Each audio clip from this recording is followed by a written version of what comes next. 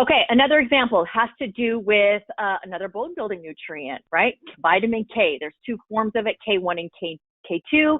We need it in about 5 different proteins for short-term survival to keep you alive. Blood clotting, right? If you have an internal cut, you don't want to hemorrhage to death. The body wants you to stay alive so that you can stay alive, so that you can make babies, and you can propagate the species, right? That's what we're all programmed for. But you also need vitamin K for long-term functions. You might be thinking, like what? Well, calcifying our bones.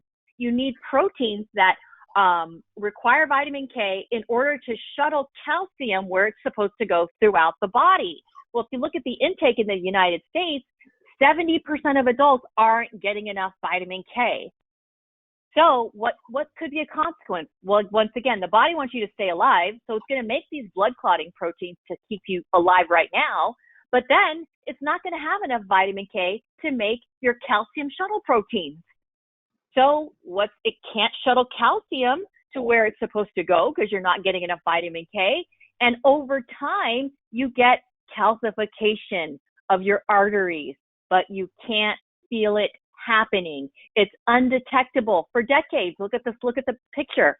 At 10 years, it's a little, and then 20 years, it's a little more. 30 years, it's a little more. And then you're in your 50s, your 40s and 50s, and you end up having cardiovascular disease. So there's a lot of other variables, but this is certainly a contributing one, not getting enough micronutrients.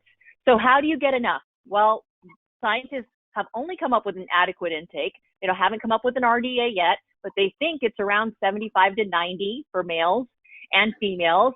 And you would get it by eating a large variety of your leafy greens and cruciferous vegetables, some of your plant oils as well.